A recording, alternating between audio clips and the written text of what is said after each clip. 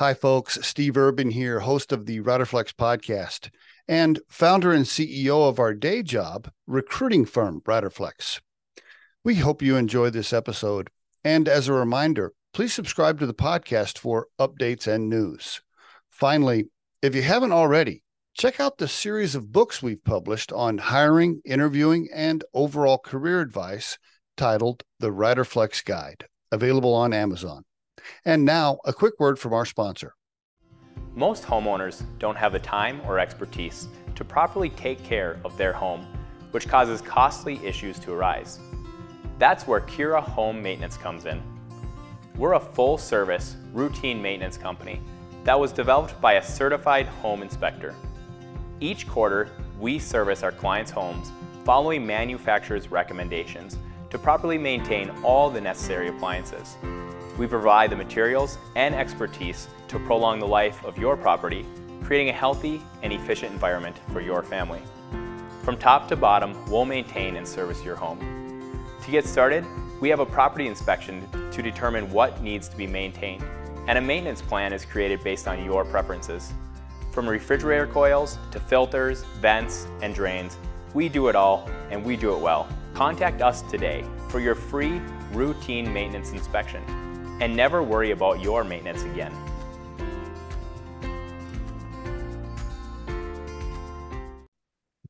Cameron, thank you for being on the Riderflex podcast. I appreciate it. Where are you today? Yeah, I'm in Arizona, man. My home state. Arizona. Okay, what part? I live in Queen Creek and our office is in Chandler. Okay, I don't know where that's at. Where's that at? It's like 30 minutes east of Phoenix, like downtown. So Okay. all the cities just kind of grouped together. So you got Mesa, Gilbert, Chandler, Queen Creek, all that good stuff. All right. Now let's see. It's May. We're recording this on May 23rd. Is it 100 degrees yet, or you're not quite there yet? It's 102 outside right now, man. 11:30, it's 102 degrees. Like we're ready to go. Are you serious? Are you joking? It's No, it's 100 degrees for sure. Oh wow. Okay, I was just joking. I didn't know it hit that early. All right. All right. Damn. It's May 23rd. It's already 100 degrees at what is it? 11:30 your time or 12:30? 11:30. What's nice Gee. right now is the evenings and mornings are like beautiful. But yeah, during the day it gets going, man. Were you raised in Arizona? I moved here when I was 3, so Okay. pretty much, man. All right, you're used to it then. All the heat's normal for you. I love it. Do you? Okay. Are you an outdoor guy or are you like what do you do for fun? If it has a motor, like I'm all about it. So I mean, I'm heavy into sandrails. I'm heavy into the lake. Snowmobiling, dirt biking, like anything outside. I love to do. I went base jumping for the first time last year. I don't know if I'll do that again, but it was an experience, man. It was an experience. So you have motorcycles, you have razors, ATVs, all of it. We got it all, man. You got toys. You're one of those guys that got all the toys. You got the campers. You got what all? You got trucks, jeeps. So diesels, I have a pit bike track in the backyard. Cool. We do it all. Yeah, man. I mean, I love it. My little boy's into it. I got a little 10-year-old. He's clearing, 20-foot tabletops in the backyard right now. Like he's gonna break his foot at any given time. That's cool. All right, that's good. We I'm twice your age, but believe it or not, my wife and I still that's why we're traveling and in our RV and in Wyoming, and we have a trailer that's got two ATVs on the back with my Jeep that is fully loaded, decked out Let's with go. everything that is over you name overlanding. Yeah, my Jeep's Yeah, yeah, so you're my kind of guy, man. I'm all about it. I'm all about it. This morning, we're at Flaming Gorge right now, which is Western Wyoming.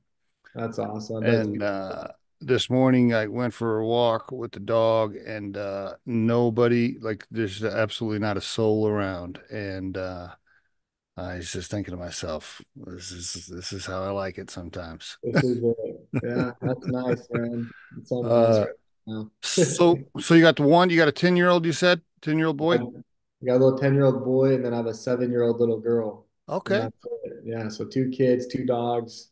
We're going, man. All right. What's your wife do? She's a full-time mom, so she's got Okay. her hands full. All right. And you grew up, what'd your folks do? So, my dad did real estate, which is how I got into aviation. I didn't even mention that I love aviation. I got all my licenses and Okay. airplanes and helicopters and stuff like that. But yeah, my dad sold large parcels of land, and uh, my parents got divorced at a real young age. But for a while, my mom did nails out of our house to make money. Well, Wow. she worked at a salon, and then one day I fell on the playground and cut open my eye, and they wouldn't let her leave to help me out. And so the next day she quit and she started doing it from home. And like that's when I really started to see like the entrepreneurial spirit and the journey of that. My house smelled like a nail salon all growing up. Like that's the memory I have. So Ah, okay. They divorced early. Did you have step parents then did they both remarry or? yeah, they both remarried fairly quickly. And yeah, my dad was married a couple different times, but my mom, remarried. And that was, like everyone else, has its challenges Yeah. and all the fun stuff. Is your mom and dad, they're still alive, still with us, still? Yeah, they are. Yeah, luckily for sure. We all live close. We're all within 20 minutes, so that's a huge blessing. Okay, cool. And it's just we get together all the time. My dad, we share that hobby of flying. So that's one of my favorite things to get up early in the morning and go fly with my dad and, have a lot of cool memories doing that. So, That's nice. I see that. I'm looking at your LinkedIn profile. There's a picture of the helicopter right there on your profile. I like that. cool. So you can fly small planes, helicopters, whatever. Yeah, so when I was in high school, after school, I'd go to flight training. So I got my single engine, my multi-engine, my instrument, and then my helicopter license because the plan was is that my that's how my dad would show investors land. He would take them up in the helicopter. So I was watching him like make pretty good money flying helicopters all day, and I was like, what's better than this? But when I got home from my mission, I served a mission for my church. When I got home in 2009, the market was just trash if you didn't have any money. Oh My yeah. dad pretty much retired. And so it was kind of like, hey, like, sorry, we don't, this isn't, I don't have anything for you. Yeah. And that's when I got recruited into the door-to-door world and how I got eventually into business. I So, see. Okay, now before we get into business, so what kind of kid were you? Were you a rebel? Were you a good kid, straight A student? Were you talk to no, me? I I want. was I was I was a C student. I it's funny because I hired a life coach that knew me as a little kid, and my ego likes to talk about this because it's just funny. He said, when I knew you as a little boy, you were either going to be a millionaire or you were going to be in prison. And I honestly didn't know which one. And so like that's who I was as a kid. I was riding the go peds all around town. I was, into girls. I was doing, I don't know. I wasn't a bad kid. I never got into drugs or anything like that, but I was just active and I hated school. I'm a horrible student. And that's who I was. You ever get arrested? No, no, No. never got No. arrested. No. Okay. All right. Well, all right. And no major drugs, no major trouble. No, like just All yeah, right. just All right. little schoolgirl stuff. Okay. I don't see, I'm looking at your LinkedIn profile and I apologize. I don't know. Did you go to school? I don't see school on there. No. No, no. Oh, Yeah, graduated high school just barely, just enough. My mom, it's funny in 10th grade I failed math. I literally remember my mom begging my math teacher to pass me, saying, "Look, I promise you he'll take summer school, but in order for him to play on the basketball team, he has to have a D or a C or whatever it was." And so my mom literally begged my math teacher who hated me. And so she passed me, and I got to play on the basketball team, which was huge. And then I remember, summer school that year. Oh, brutal. was that your only sport or did you play them all? Growing up, I played everything, but then when I got into high school, it was just basketball and aviation. That's what I focused on. Okay. All right. Very good. How'd you meet your wife? So what's funny is I'm 4 years older than she is. Okay. And in high school here, I don't know how it is where you're growing up, but our church has like these buildings to where it's not even a credit, but you're allowed to go to it's called seminary. So you go learn about God. for one of your classes. And in those classes, like they have all the grades, so you could have freshmen there, sophomores, juniors, seniors, anyways. My wife was actually in one of my seminary classes. And at the time in high school, like 4 years is a big deal, right? Yeah. Oh, yeah. Oh, this girl's cute, but so I kind of got to know her in school that way, but just as like a friend, I didn't look at her that way. And Hmm. then when I got home from my mission, some friends actually were like, "Hey, do you remember that Alyssa girl?" And I was like, "No." And then we connected, and then I remembered her as the cute little blonde in the back corner, and just pretty much fell in love That's great. after that. That, So. that's great. How long you been married? 14 years this December. So Okay. All right. And crazy. you've mentioned your faith a couple of times. Let me ask you about that. So, first of all, what is the faith? Is it, you said mission. So what are you, so to speak?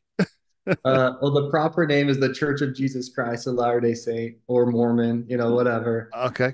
Yeah, LDS. Okay. And was that your mom and dad both or just one of the parents? Yeah, both. Yep. I see. And was your wife Mormon? Well, she She was because won't. she was in the school. I got you. Yep, yep. Okay. Is faith still a big part of your life now? It is, yeah. It is. Yep. Okay. All right. All right. Very. So I can't use any curse words then during the show. No, man, you do your thing, bro. Okay. So does that mean no? Does that mean can you have wine at dinner, Cameron, with the wife, or is it super strict, or what's your rule?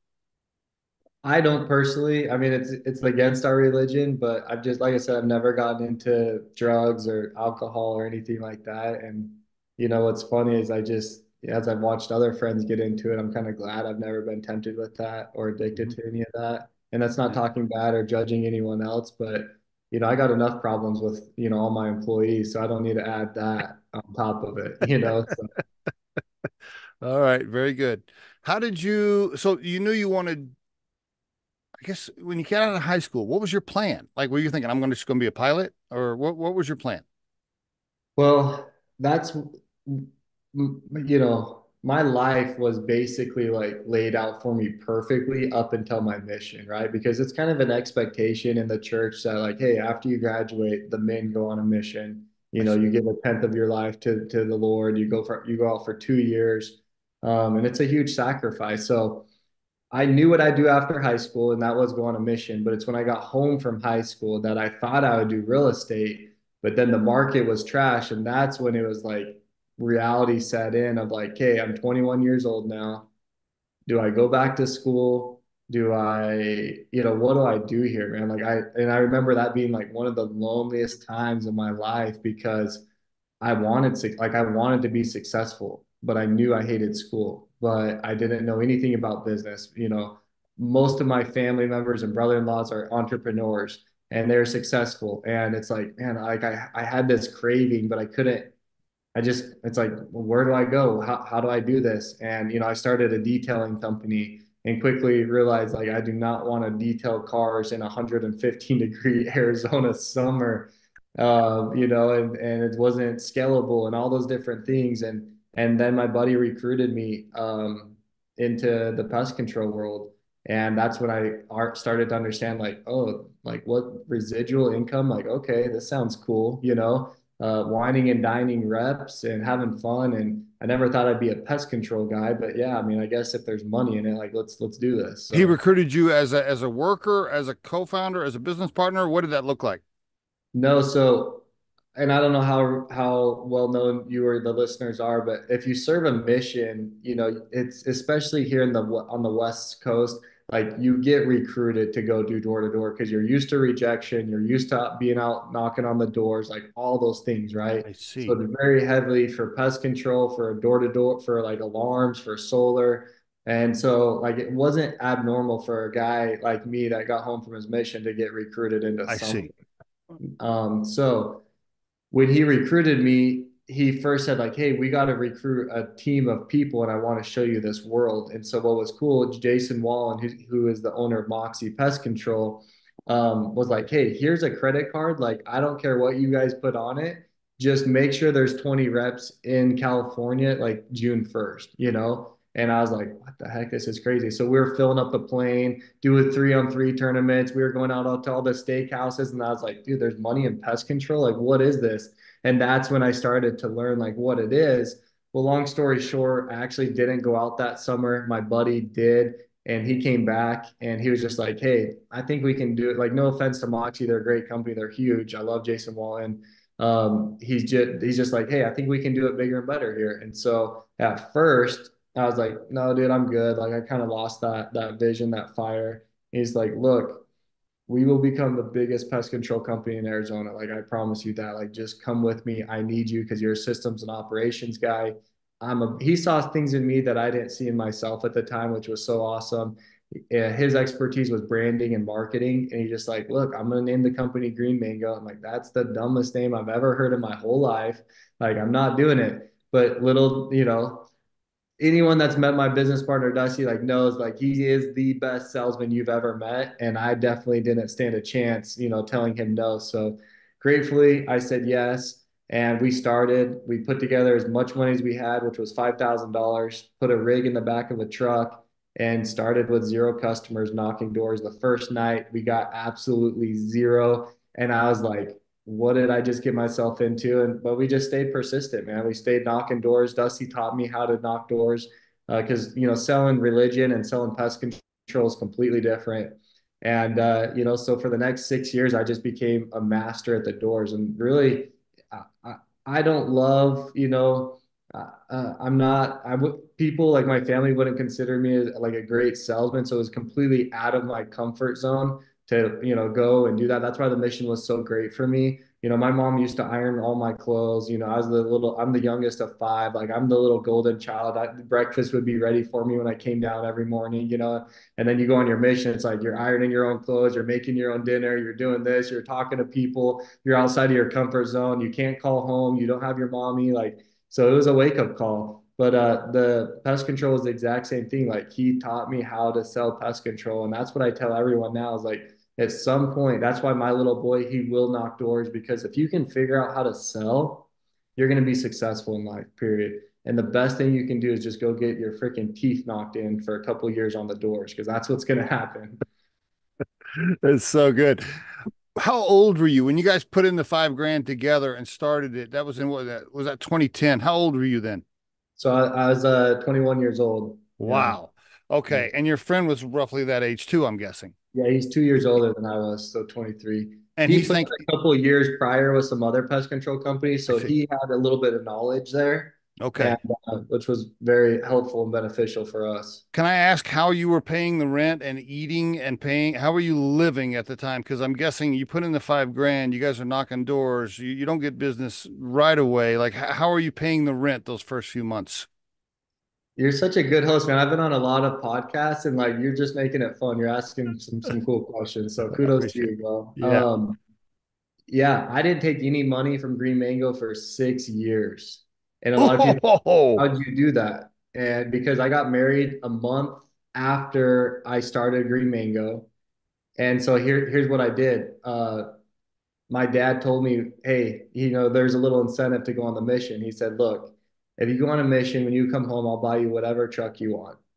okay. And at the time, like a really nice truck was 50 grand. Yeah. Now it doesn't buy you Yeah. anything. Now But that now they're 100 grand, but yeah, yeah. so but anyways, it was like, hey, 50 grand. Okay, I got home and he said, okay, look, you can go buy the nicest truck and do your thing, or I can give you 50 grand. And your brother-in-law is actually flipping houses in Phoenix, and you can buy two houses for 50 grand. They're 20. I can't even call them houses. Like it's great. Like they were like little sheds, but Yeah. nonetheless, I think I picked up one for 5 or 20 grand, one for 25, and I put 5 grand into like, new tile and new paint and whatever. Anyways, so I lived off of it was $1,700 from one place and $700 from the other. So $2,400 is what I lived off of. I screwed my credit because I put the utilities in my name, and of course they didn't pay the bills.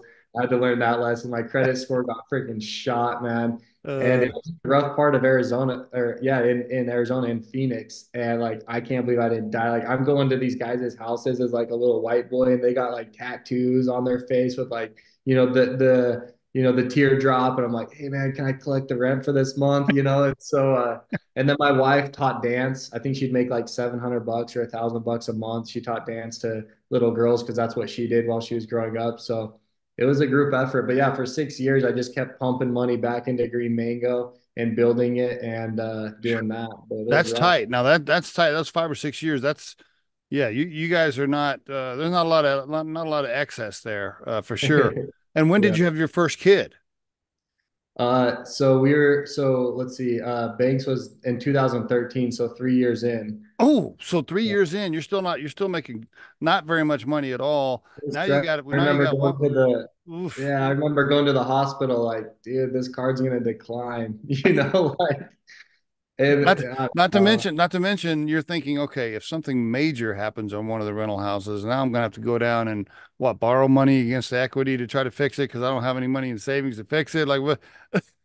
It was tough, man. But like anyone, it's like looking back now, it's like those were the times, when I was Yeah. struggling on the doors and stressed that we didn't have enough money for rent and like all, every sob story for Oh sure. yeah, but it's the hustle that really matters.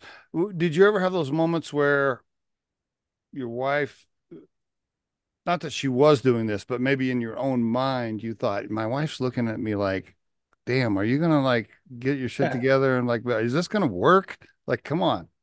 Dude, I talk about this all the time. So I've owned six different service companies now. I started five in the span of 18 months. I don't know if you know that or not, Yeah, well, I see some of them on your LinkedIn profile. Yeah, I was gonna ask about them. but not once has my wife been a problem. And I mean by a problem like the Yeah, way that you're talking about, yeah, like she's been so supportive and so awesome and never like, hey, like, where's the money at or what do you like? She, for the first time last year, I doubled down on a company and like I started working the long hours again. And she's like, hey, we're not doing this. Like, we have kids now. I want you home at 5. Like, because I started going to the dinners and the networking, and she's just like, hey, yeah. you gotta like, I'm not doing that again. It's been 13 years, so that's the only time she's put down her foot, which I respect. But Mhm, dude, mhm. I've had a lot of almost all my partners have gotten a divorce because it's real, man. Like I tell That's people, hard. like the business is the neediest girlfriend you've ever had in your whole life, and it doesn't quit. Yes. If you don't put it first, it's gonna fail. Like it really will. So if you don't have a supportive wife, like it sucks, dude. It sucks. Yep. I want to get into the specifics about the business, but before we do, I just want to talk a little bit about the service business and door knocking in particular. Yeah. And I want to share this with you because you can relate. So Riderflex, our day job at Riderflex is a recruiting and staffing firm. So my wife and I and my business partners, we own a recruiting and staffing firm, but we also last year bought a home services business Okay. that does air duct cleaning, dryer vent cleaning, and other routine home maintenance. So we just got in. We've been in about a year now on the home services side. Yeah. In combination with that, I have two sons that are probably your age. Well, you might be a little bit older, but I have two grown sons. One of them has a power washing business. One of them has a window cleaning business. So we're Nice. definitely a family of service business, is my point. Yeah.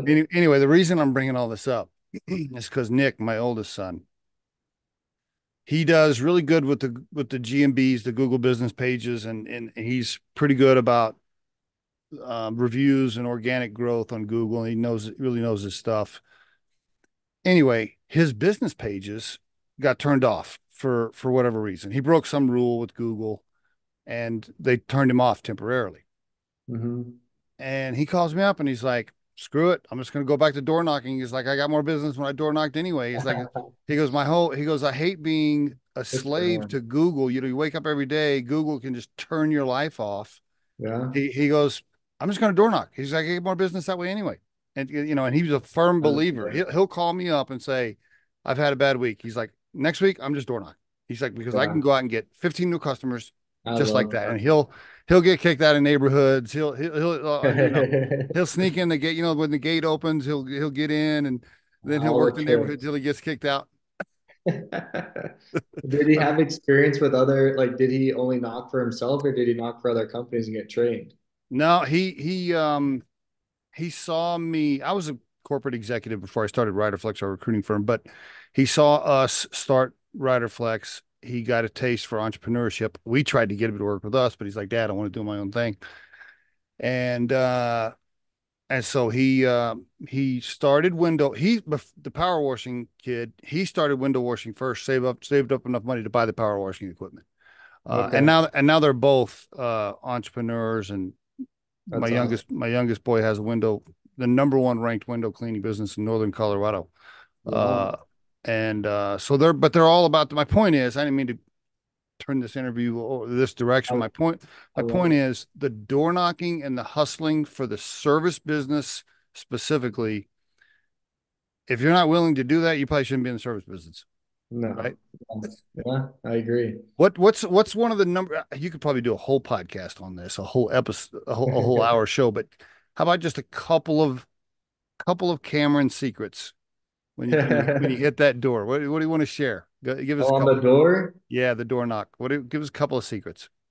man, the advantage that I had is I wasn't intimidating on the doors. And so I could connect very quickly with people, but I knew how to push them at the right moment. So, like, you wouldn't expect me being able to push you, but I knew exactly where to push. And then I know how to relate with people, you know? But it was a switch that turned on and off for me because, like I said, like, really, I don't really love to like have interactions that much, but it's like, okay, if it's go time, like it's go time.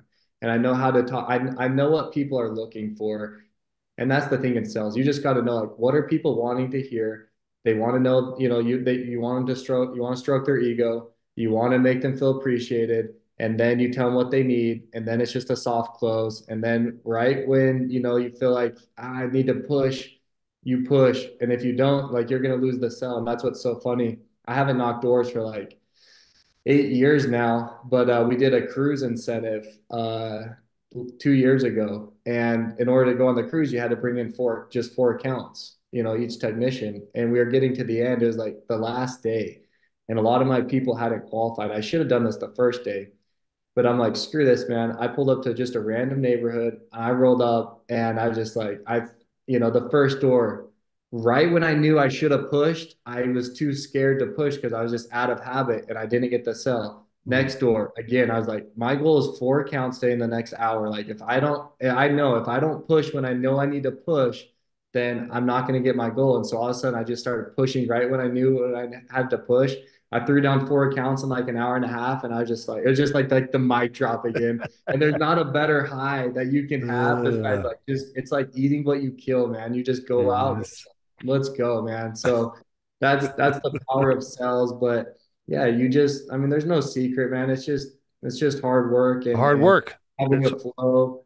And mine's intro, feature benefit, soft close, feature benefit, and hard close. Like that's it, and just relate in between. that's great. All right, tell us about Green Mango Pest Control and anything else you want to share. But I'm guessing Green Mango I think, is your primary business. But why don't we start with that one? Why don't you give the overview of Green Mango Pest Control? Give us the elevator pitch. Go for it. Yeah, so Green Mango was started in 2010, like I said, with one truck, zero capital. Now, fast forward almost 14 years later, we're the largest pest control company in Arizona. We have over 115 trucks. And one of the stats that I'm most proud of is that although we spend over $1 million in marketing every single year, our leading source of new customers is customer referral. And that's what I tell anyone that's in the service industry. Do not change your service to make more money. Don't cut corners, man, because your customers will recognize that you're different, that you're better, and they will refer their friends and family. Everyone has two or three people, and people want a good service. They don't want to be shopping around for pest control, for a window cleaner, for whoever. Like, give them the best, and they'll stay loyal. Our average customer is 4.3 years. A lot of companies in the industry are hover around like 1.5 to 2 years, Wow. and it's phenomenal. So that's Green Mango, man. 115 trucks. Wow. Do you want to share your revenue or is that too private? How big are you? No, so we did 24 million in revenue. We have contracted to hit 27 this year, plus Nice. whatever we sell. You're always working like the year, so whatever we sold last year, all the revenue, mostly revenue will come in this year. So that's how I know we'll hit 27 for sure, and then plus whatever we sell. Congratulations. How many employees? So there's over like 150 now, between 150 and 200. What's the magic in keeping your techs, or do you call them tech? I don't know what you call them. What's your magic? Because I know sometimes that's a heavy turnover position. What's the secret? Do you call them techs or service guys, or yeah, I don't know what you call them. Yeah, we call them technicians. Okay, yeah. What's the secret, Cameron, to keeping them? Well, it is a high turnover rate. We can get a lot better. I'm not going to sit here and act like I know everything, but one of the things that has been a huge game changer for us is obeying by the rule of seven. So Jocko Willens talks about how the Navy SEALs, when they go into a combat or high stress situation, a leader has no more than seven people underneath him. Okay. And I just kind of took that into business and just said, hey, someone's going to get lost, right? Someone's not going to understand the training. They're not going to understand the company vision and all those things. And so for every seven people that I have a manager over that person. And it costs me a ton of money, but it helps because, what I train these guys is like, hey, your goal is to develop a relationship with that employee. So when they call off, they're not calling off to Green Mango, like they're calling off to Cameron and they feel that guilt and that sorrow and whatever else you're trying to make that connection, and that's been a huge game changer. And then of course, and like I said, we could talk a whole podcast on that, but it's just having the culture, having the buy-in, making sure that however they're paid, it's an incentive-based pay for them so they're not capped, showing them ways to level up and continue to move up in the company are just a few of really key things for us. Well, how about your corporate staff? What do you got there? Do you have your own marketing, your own ops, your own account? Like what how big is the office team? Yeah, so we have department managers, billing, customer service ups, routers, all that good stuff. And then because I've opened up so many different service companies, we actually have a separate company that I own that's a marketing company.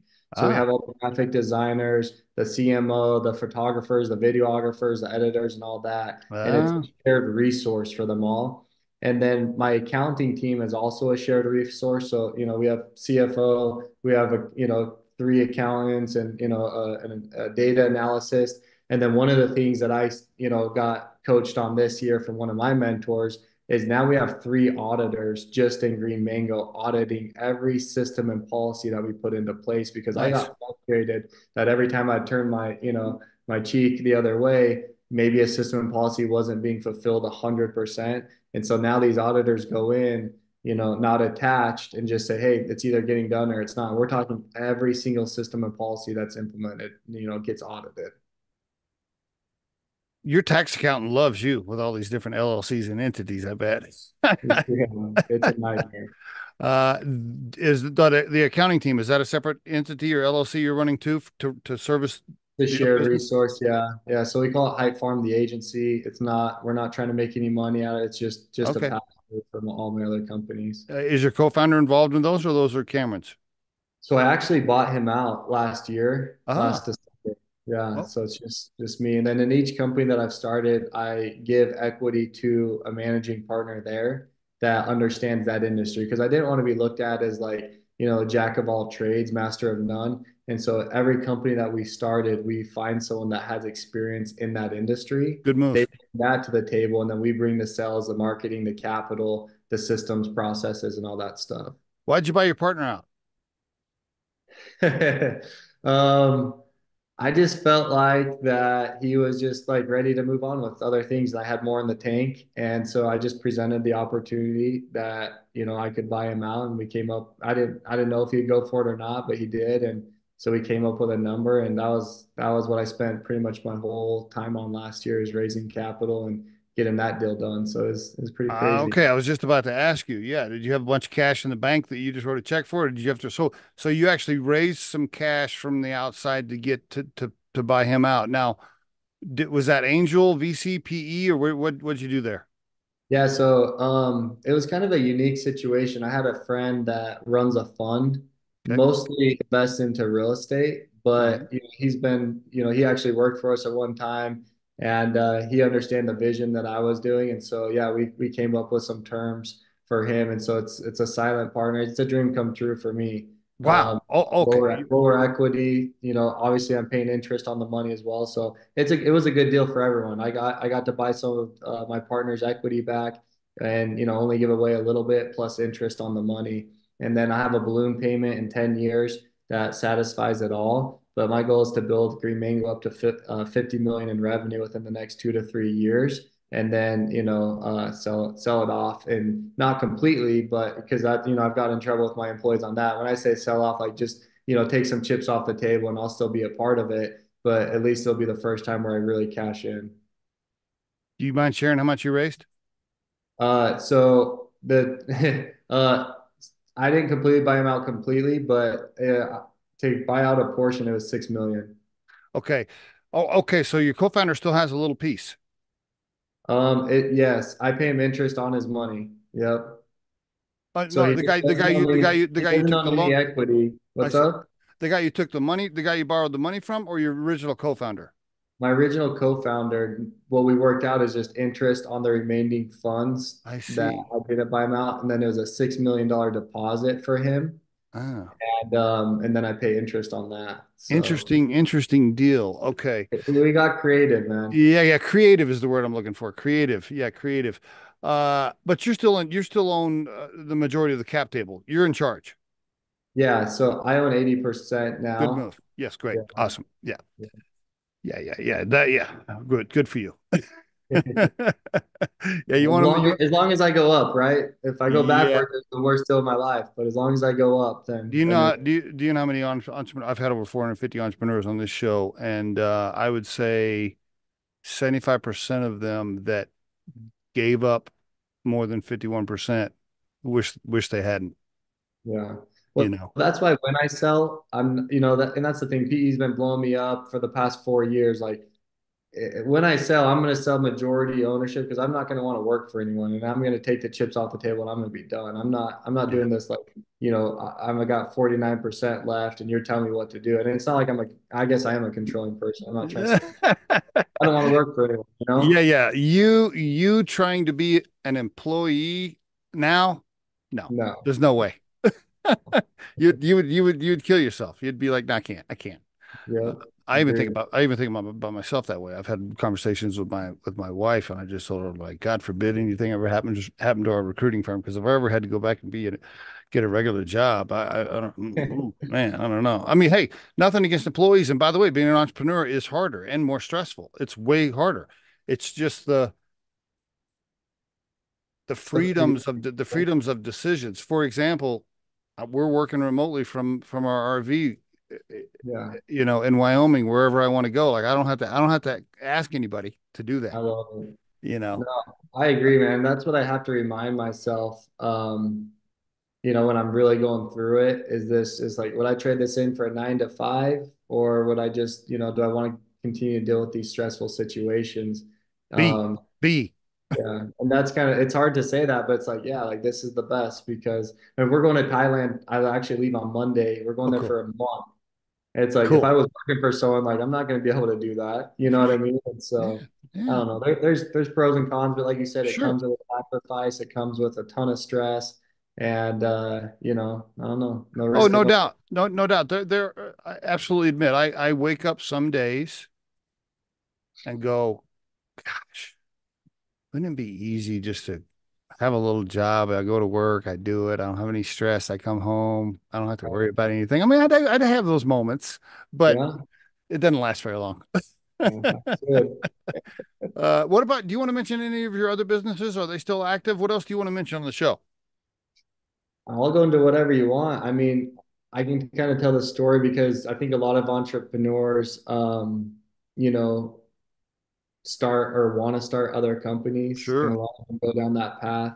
Yeah. I was certainly the one, and what I've come down to is that the people that are wanting to start other companies is because they're not satisfied with how much money they're making in their current Oh, company.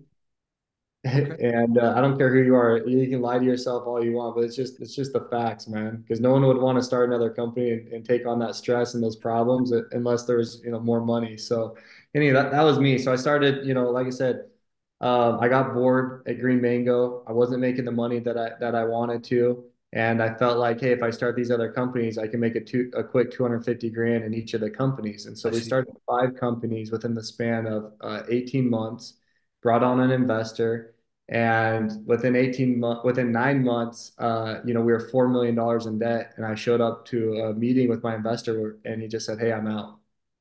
And it was like, "What do you mean you're out? Like, we're spending 50 grand a month in marketing right now. We're bleeding 20 grand a month in all these companies. And this was the plan. We wanted market dominance." And they were solar, alarms, pool, what is the other one? Carpet Wait, cleaning, yeah. Okay. That's what all home all right. services, right? Okay. Yep. And so I had to make a decision like, okay, I don't have this runway of capital. I maybe have a couple grand, to throw at these companies, but that lasted maybe 2 months. And so it was a awakening call to be like, hey, fire sell these ones, keep these ones, what is it worth? So we sold the pool company, we sold the alarm company. I did windshield replacements, agave auto glass, carpet cleaning. So I kept, luckily we didn't bring him into Green Mango, so that was separate. But I sold off all of them except for our carpet cleaning business and our windshield company. Okay. And those were tough times, man. It's hard to let, we had one of the biggest pool service companies in Arizona. And talking to those guys that day, just saying, "Hey, like we're selling this. I'm sorry." Like that was hard, man, because we created that vision for them. The 4 million you raised from that investor to do those companies, were you on the hook for a personal guarantee for that, or you're how did you handle that 4 million loss? Well, that's the thing. Like, luckily in not pest control, in all service companies, like there's always a buyer, right? And so on those companies that we ditched, like that helped pay back a lot of I it. see. But the structure that we had is like above a certain dollar point, like we were on the line equally for it. But the first, couple hundred grand, that was his at-risk money. I see. And so yeah, but like what was challenging at the time when he said I'm out is like I'm not putting another penny in. And my reputation is everything to me, and I don't want to not make payroll. So it was like really quick moves to say, hey, like we need to stop the bleeding somehow and Yep. get this thing fire sold. So I don't know. Anyways, long story short, and what I tell entrepreneurs is like, hey, if you want to learn about business and you want to go through that, like do it for the education side of things, like start another company for the education. But if you're doing it for the money, like just focus on what you're doing. And so that's what's funny. I've since sold off, I actually sold the windshield company last month. Okay. And now I just have the carpet cleaning and I'm back to Green Mango pretty much 100% of the time because that's where my greatest opportunity is. If I can get to $50 million in revenue, which isn't that hard, honestly, it really isn't. And, last month we hit a 38% EBITDA margin. Granted, that's huge for the winter time, but we'll average 28% on the year. What? Wow. Yeah, it's crazy. And so like if I can get it up there in pest control, especially our business with good clean accounts, not door knocking accounts, like the multiples go for 17 plus. And so I could have an exit for, north of 200 million in the next couple of years if I can hit that $50 million in revenue. And so it's like, why would I waste my time focusing on a little glass company or doing this or doing that? And that's why once again, the coconut is our carpet cleaning business. That's absolutely a great model. When I take some chips off at the table at Green Mango, I'll focus, that's where my time will go. We're doing franchising at Coconut. It's an Oh, you app are? model. Yeah, How it's come you're not beautiful. franchising Green Mango? That's a great question. It's just going back to like, hey, I have a plan at Green Mango. It's 50 million, and like when's enough, right? And that's kind of where I'm at with it. But there is an awesome opportunity to franchise Coconut. The franchising model is so amazing, man. Like we sold 4 franchises last year. 3 of the 4 did over $500,000 in revenue the first year. It took us 3 years to do $1 million in revenue. One of our guys hit 750. What are you Like selling? Do you mind telling me what you're selling a coconut cleaning franchise for? it depends on the demographic, the density of where you're going, but between 50 and 75 grand, depending on how big the city is. So Mm. it's super cheap, 10% royalties. We give you obviously everything. It's a franchise. And like Will you the, finance? Will you finance the 50 to 75 for a very young, hungry oh, entrepreneur? I will, man. No. Honestly, like, yeah, we have financed it. We do like 50% down, then we finance the rest. Okay. But you do have to have a couple hundred grand in the bank because it's going to take some money to hit Okay. the numbers. All right. But that's yeah, the franchising, it's a gold mine. But Yeah, so no yeah, doubt. I'm really surprised you haven't blown up Green Mango with that, but we could talk about that more offline. yeah, I just know people like my sons are going to listen to this and go, they're going to ask me right away, is he franchising this deal? Like I want to talk to him. yeah. Coconut, yes, and it's an amazing model. They would tie in beautifully with a window washing. People ask us all the time, hey, why don't you guys offer that as a service? And it's Yeah. great. Mm. Okay. So the real plan, though, it sounds to me like is when you and the wife get to a point where you know you could cash out and a certain amount of money hits your bank account after taxes, you're good. Do you have that number in your head? You got that number in your head? Yeah. Okay. All right. All right. I always tell my wife that. Everybody always asks me, what would you sell it for? This. And I was like, I don't think of it that way. The way I think of it is what is in my checking account after taxes? Let's talk Yeah. about that number because that's the number I want to talk about. Yeah. Yeah, for sure.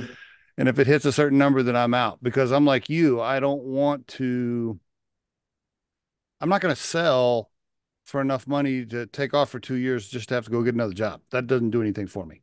Yeah. I Yeah. want to be able to make some investments or whatever. You got some rental stuff too going on. I'm assuming you got some properties. No, so I put everything back into All all right. my other service companies. I don't have any investors anymore. I bought Oh, everyone out of every single company, and so all oh. my money's gone back into doubling into myself. So You have an amazing story, my friend. I'm glad I got you on the podcast. Have you thought about writing a book or doing a podcast or anything? yeah, so what's cool is I started a podcast. It's a premium mindset podcast, and that's more so just like the day to day or week by week business problems and challenges that I'm focusing on with my business partner at Coconut. Okay. And then I do a Flying High with Cam podcast where I do a podcast in the helicopter. So if you ever come to Arizona, man, I'd love to have you on it. And Cool. that's just kind of the fun one to get to know people. But yeah, I mean, Cool. I understood the importance of brand, of personal brand. I've always focused on the company brand, but in the past year and a half, I've really doubled down, or actually, it's only been 9 months now on my personal brand, which is why I do these That's podcasts important. as much as I can now. And I've hired a full-time creative director that just works on my stuff and really doubled down on it. And it's been fun, man. It's definitely out of my comfort zone, but yeah, I want to help people. People have helped me, and these little podcasts here or there, or bits of information. It Oh goes a long yeah, way for a lot of people. So I no love it. doubt. Oh yeah, they're super inspirational for people. I appreciate. You didn't confess to anything though. You didn't confess to any deep dark secrets. There's got to be something in the closet you want to tell us about, Cameron. Um, I'll get you. I'll get you on that maybe on the next time you join. The website. Let's mention the websites really quick for coconut cleaning and for Green Mango. You want to mention both of them? Just to make sure the URLs are out there. yeah, yeah. So it's coconutcleaningco.com and then greenmangopest.com. And Okay. then, for myself, just reach out on Instagram, C Bawden, the letter C, and then Bawden. Okay. So Or Cameron Bawden on LinkedIn if yep. they want to connect with you there. Okay. Yeah. All right. Very good. Last question. Aren't you glad you're in the services businesses with all this AI stuff that's going on with the AI with the advancement of AI? Because I'm sure you stay on top of what's going on. The white collar jobs, the laptop keyboard jobs, things are changing, my friend, pretty fast for a lot of people, and that is why we purchased and bought into Cura Home Maintenance because even with recruiting, I'm a little worried. But yeah, the laptop world is Yeah. changing, and it's good to be in the service businesses right now. Do you agree, or what are your thoughts? Oh man, for a guy that didn't go to school, that literally like as long as I work hard, like the the COVID was the greatest thing that ever happened to the service industry because they saw that it was recession resistant, not Yeah. proof but resistant, right? And it's just, I'm making as much money as my buddy, I'm not talking crap on him. I love him, but like he's been at school for 10 years and I'm making just as much money. And when I cash out, like you can't cash out like that as a doctor. No. And he's the guy that I was cheating off of in high school. And like, it's like, what world are we living in? I know, dude. It's just like you just Uh, gotta show up and work hard and keep hitting the same beat every single day, man. You will get beat up, will get torn down. You're going to have problems, but face it, you're not having to go to a 9 to 5, so get over it. Yeah, that's right. Cameron, thanks for being on the Riderflex podcast, man. I really appreciate it. Yeah, man, appreciate you.